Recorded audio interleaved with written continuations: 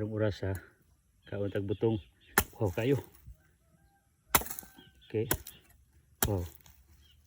Bahalag dabong pero okay ni. Basta Lord. Tara. Okay. Dana na kani. So muta na mag-asa ko. Ako sa kalsada. Sa ubos. Na. Tapi bunga. Namunga na po na. Dari kalsada. Arita mag-agi Via Crucis. Jericho Librasari. So nananom ko diri na nagkamuritsing. Inumta.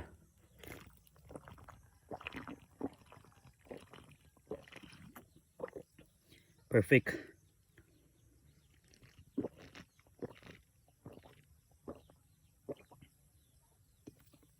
Mao ni ang advantage pag dwarf.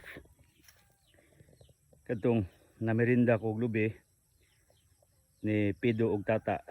Kasurinderon sila tungod sa rason kay wa ni man nakakahabog.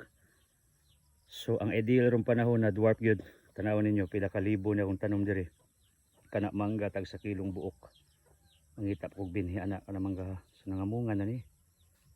So gipalibutan tag daghan kayong klaseng lubi. Sari-sari mga mangga uban pa avocado na munga. So dami kayong kinabuhis bukid no. Karong orasa ko ra usa. Pero okay ra. Yeah, nagtanom ta. Mga binhi. Singa na raman na. Okay. This is the life here. Tanawon ninyo. Dili kayo guwang pero as what I've said many times, puradam ko akong lola masuko og mga migbutong. Pero karon nananom ko ako way magbuot. Mao ni ang logic diri.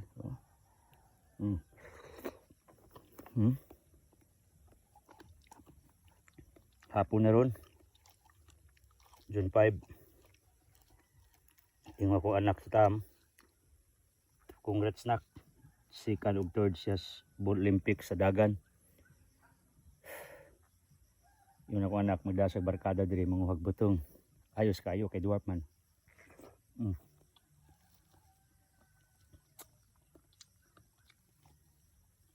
Kamuritsing pag ako sa opisina disinte kayo kung burma pero dire nakamuritsing pero mani kita og pay the price di lalim pero it paid off one day. It pays off or na principle what you sowed is what you reap, Galatians 6:7. So this is it. I reap what I planted long time ago. Kana. Okay, Viva Elohim.